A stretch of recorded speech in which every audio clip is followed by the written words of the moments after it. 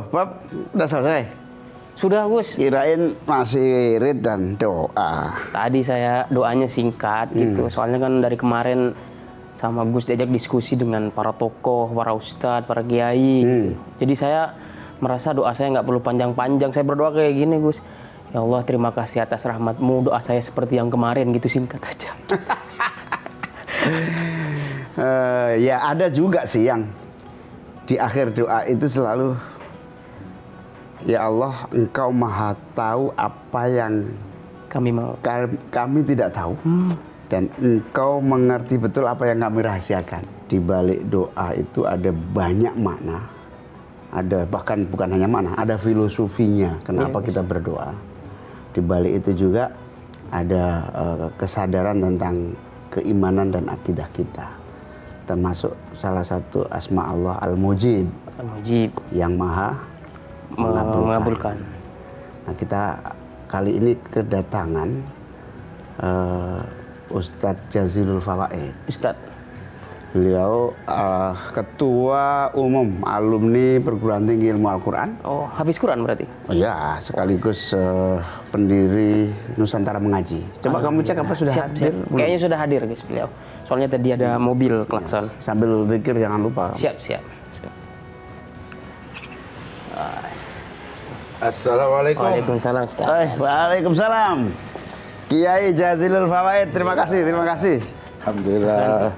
Gus Muhyiddin sehat, Gus Muhyiddin. Malam ini agak cerah karena ada tamu spesial. Alhamdulillah. Kiai Jazilul Fawaid. Dalam rangka menghidupkan Lailatul Qadar. malam Ramadan. Masya Allah. Dan insya Allah malam ini Lailatul Qadar. Amin. Tadi kita lagi ngobrol sama Bobby bahwa Allah itu tahu apa yang kita mau. Kata Allah, kira-kira ku tahu apa yang kau mau. Tapi doa itu tidak bisa sekedar karena kita yakin Allah tahu, tapi ada filosofi ya, doa, ada juga keyakinan, ada juga memang doktrin dari Allah soal doa. Ya. Meskipun Allah itu Al-Mujib, yang maha mengabulkan. Tapi sebelum kita bahas, saya sapa pemirsa dulu ya, Bapak. Siap. Assalamualaikum warahmatullahi wabarakatuh. Bismillah, alhamdulillah, wassalatu wassalamu ala rasulillah, la haula wa la quwata illa billah. Para pemirsa Metro TV, pada malam hari ini kita bertemu kembali dalam Asmaul Husna, insyaallah berkah. Spesial malam hari ini kita kehadiran Pak Kiai Jazilul Fawaid. Beliau ini punya pengalaman dakwah Islamiyah, punya pesantren juga di Gresik, Jawa Timur. Apa nama pesantrennya, Ki? Pondok Pesantren Modern Sunanul Muhtadin. Sunanul Muhtadin. Jadi bagaimana makna Al-Mujibu dalam konteks hubungannya dengan kewajiban kita berdoa juga? Ya. Padahal Allah itu memang sudah menjamin semua doa kita dikabulkan. Ya, tentu sesuai dengan firman Allah yang dideklarasi sendiri oleh Allah. Wa qala rabbukum ud'uni astajib lakum. Allah mengatakan, ud'uni, meminta bantulah kepada saya, berdoalah kepada saya, pasti saya akan mengabulkannya. Bukan hanya mengetahui Allah ini, tetapi mengabulkan tuh. Kalau istajibu dari Asmaul Husna, ya Mujib, yang maha menerima doa. Jadi doa ini kalau dalam Islam seperti di hadis Tirmidzi maupun Al-Hakim ada dua, ad-du'a mukhul ibadah. Doa itu adalah otak dari ibadah, otak dari pengabdian kepada Allah. Yang kedua, jangan lupa, ad-du'a silahul mu'min, itu di hadis Al-Hakim. Doa itu adalah senjata orang mukmin. Jadi kita sebagai orang mukmin ini nggak usah takut. Kita punya senjata yang disebut doa. Dan doa itu sudah dijanjikan oleh Allah, istajib lakum. Pasti, karena ada dalam sifat Allah sebagai sifat yang disebut mujib. Cuman kadang-kadang kita meremehkan karena Allah disebut maha tahu, ya sudahlah, doa yang pendek-pendek saja. Ada itu teman saya bilang, doa nggak usah panjang-panjang, pendek-pendek saja. Apa doa paling pendek? Turja ya Allah, atur saja ya Allah. Kan nggak bisa begitu. Makanya ada adab berdoa. Di dalam Al-Quran disebutkan wad'uhu khaufa wa tama'. Hendaklah kamu berdoa, ini posisi spiritual. Kalau kamu berdoa hendaklah khaufan, kamu dalam posisi rendah hati, wa tama'an, dan sungguh-sungguh berharap. Jadi tidak boleh berdoa seenaknya, ada adabnya dari posisi batinnya. Nah, Rasulullah juga mengajarkan kalau kita berdoa ada urutannya. Pertama, memuji kepada Allah. Yang kedua, membaca sholawat kepada Rasulullah. Dan tentu kita sebagai umat Islam juga mendoakan orang tua dan umat Islam. Nah, di hadis Nabi juga disebutkan kalau doa tidak juga ditutup dengan sholawat kepada Rasulullah, itu juga doanya sulit diterima. Nah, ini bagian dari cara berdoa. Bagaimana kita yang disebut adab berdoa, tentu tadi posisi spiritual kita percaya betul kepada Allah dengan sikap yang rendah hati dan tomaan, sungguh-sungguh. Gak boleh ya doa gak sungguh-sungguh. Gimana kalau doa bersungguh-sungguh? Ada juga ulama yang mengatakan kalau kamu berdoa detailkan saja. Nah, sungguh-sungguh itu ini bentuk keseriusan. Sungguh-sungguh ini akan kita bahas lebih dalam lagi. Kita sapa dulu pemirsa. Tetaplah bersama kami dalam Asmaul Husna, insya Allah berkah.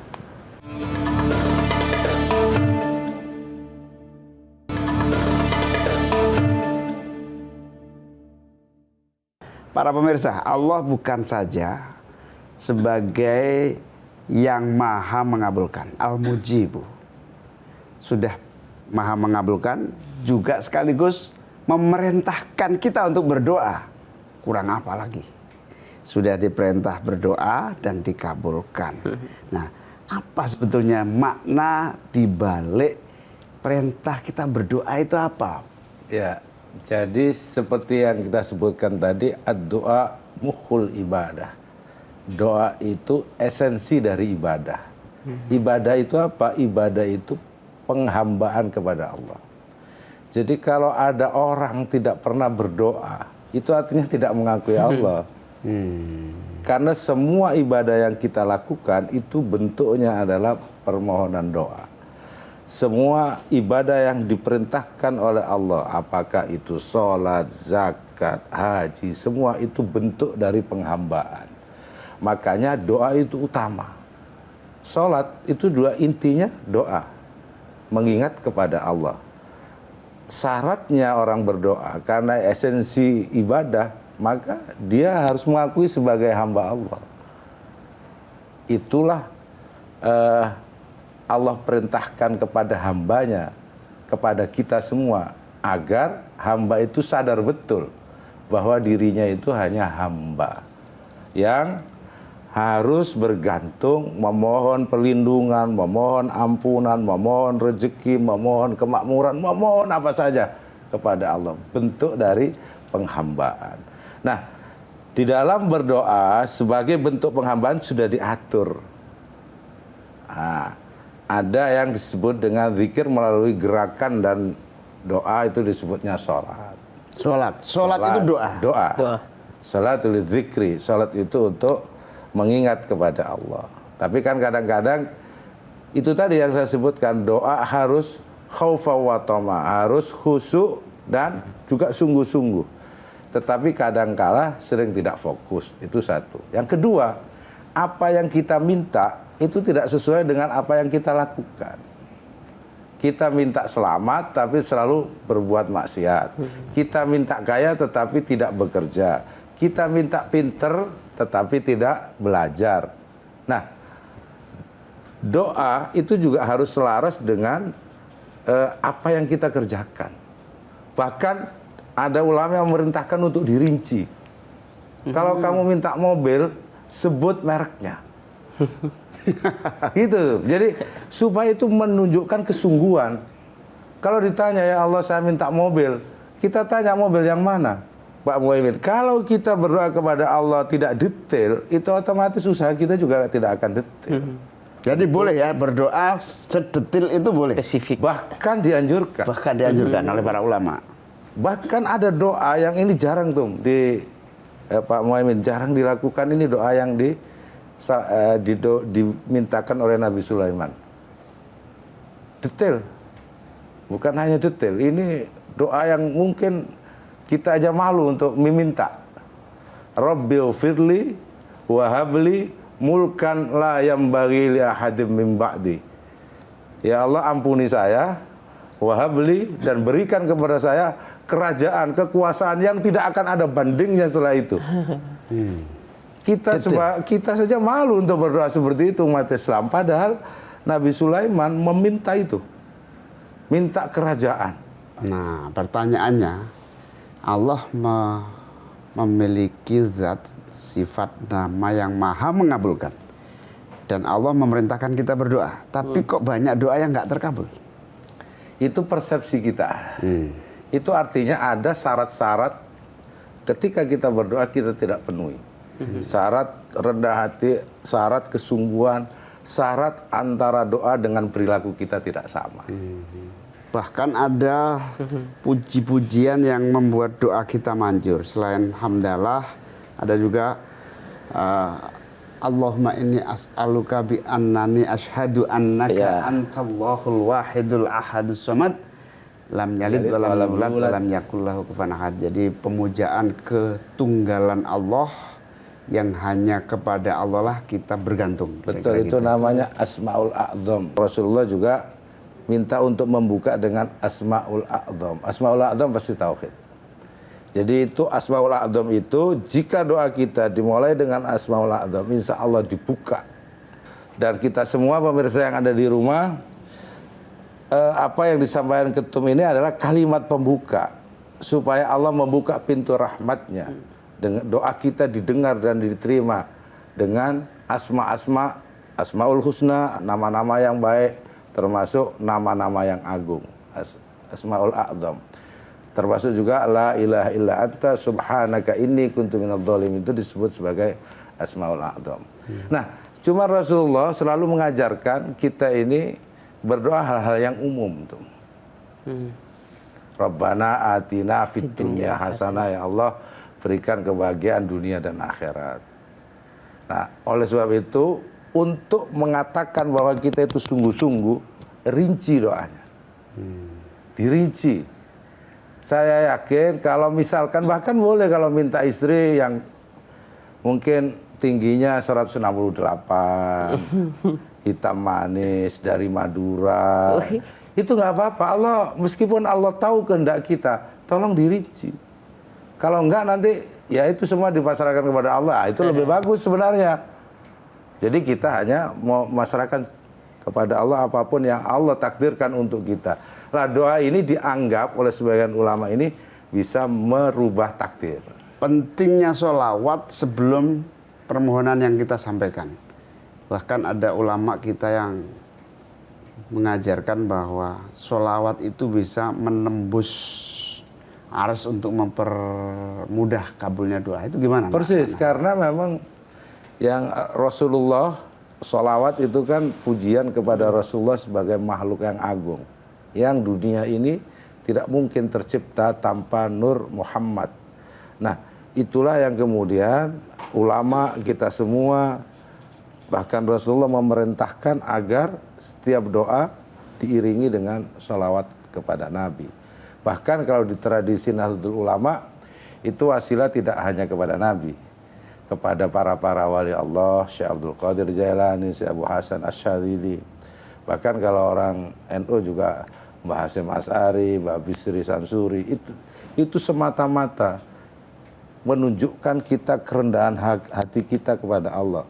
Kita menyebut nama-nama yang orang-orang yang sudah diberikan nikmat oleh Allah. Orang-orang yang dianggap dekat dengan Allah. Malah beberapa kiai menyebut ibaratnya kita mau ketemu presiden, itu kan harus melalui pas pampres, melalui keamanan depan belakang. Ya minimal Mensescap. Nah, itu jadi menuju Allah itu kita juga mendekatkan melalui berbagai keyakinan, melalui para ulama, para wali, para nabi. Persis. Tetaplah bersama kami dalam Asmaul Husna, insya Allah berkah. Alhamdulillah.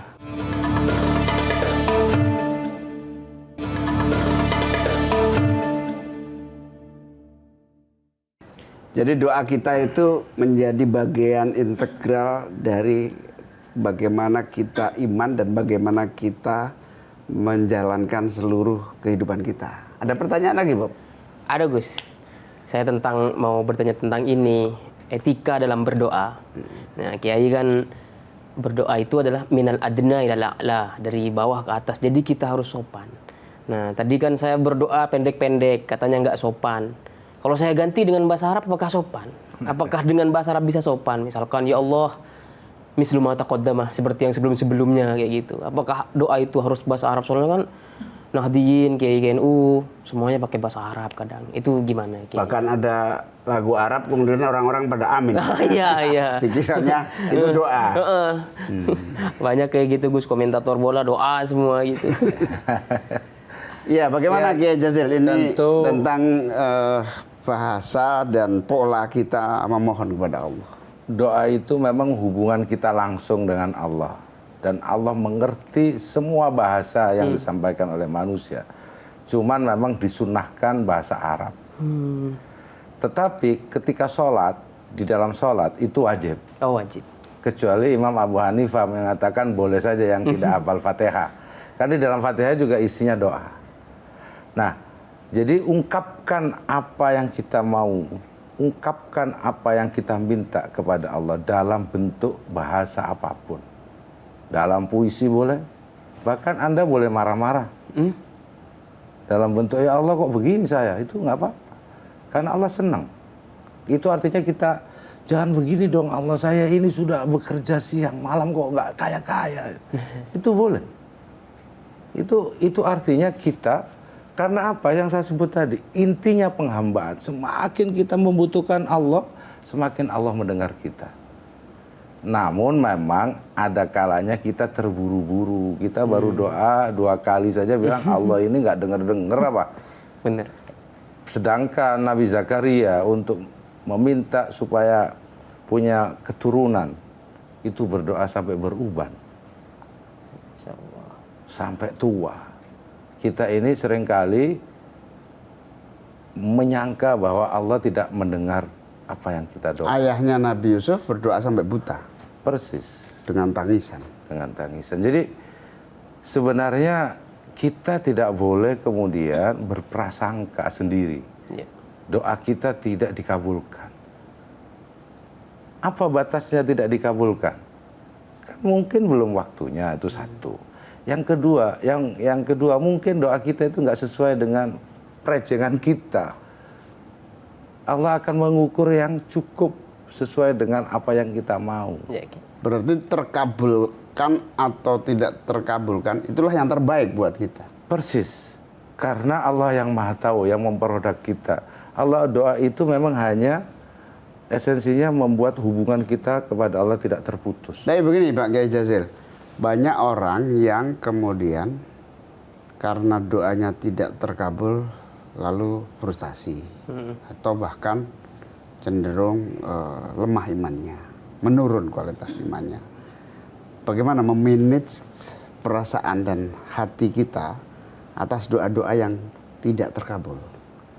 Tentu kita kadang berputus asa dengan bukan hanya doa, dengan ikhtiar kita, dengan doa kita, dengan harapan kita.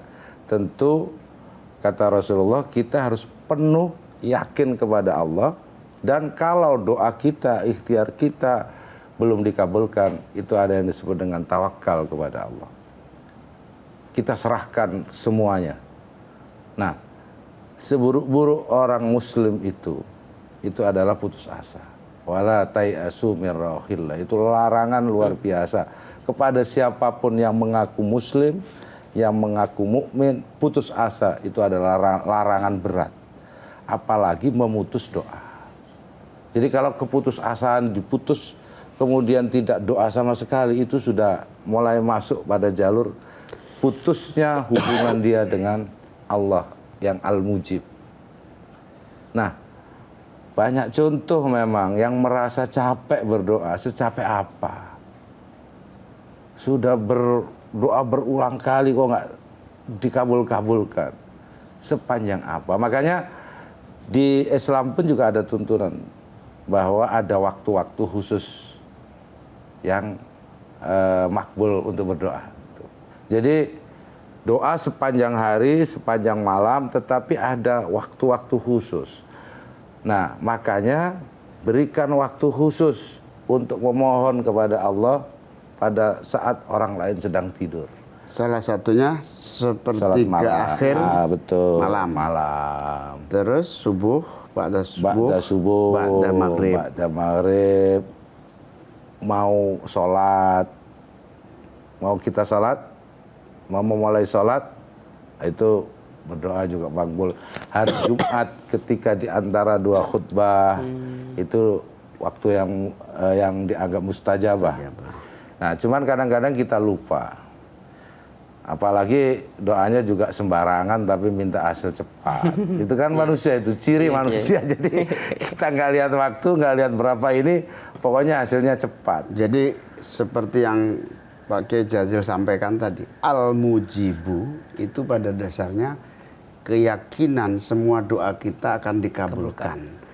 Sehingga kalau dikabulkan itu Allah tahu yang ukuran yang pas buat kita. Jadi yang kita target dengan target tertentu mungkin belum tentu baik buat kita. Tapi yang dikabulkan di sisi yang lain. Jadi teringat ayahandanya Nabi Yusuf yang berdoa dan menangis sampai buta. Memang tidak kemudian ditemukan Nabi Yusuf yang hilang itu. Tapi karena Allah memiliki skenario yang lebih besar, pada akhirnya ayahandanya ketemu Nabi Yusuf sudah menjadi seorang raja. Jadi dikabulkannya itu malah jadi raja. Jadi tetap aja kamu tidak boleh berhenti berdoa dengan yang detail, karena pada dasarnya akan ada jalan yang diberikan kepada Allah apabila kita terus yakin bahwa Al-Mujib, zat yang maha mengabulkan dengan kehendaknya sesuai ukuran yang Allah kehendaki. Terima kasih para pemirsa, kebersamaan dalam Asmaul Husna. Insya Allah kita akan lanjut dalam episode yang akan datang. Terima kasih Kiai Jazil. Wallahul muwaffiq ila aqwamit thoriq. Wassalamualaikum warahmatullahi wabarakatuh. Waalaikumsalam warahmatullahi wabarakatuh. Metro TV. Jelajahi cara baru mendapatkan informasi. Download Metro TV Extend sekarang.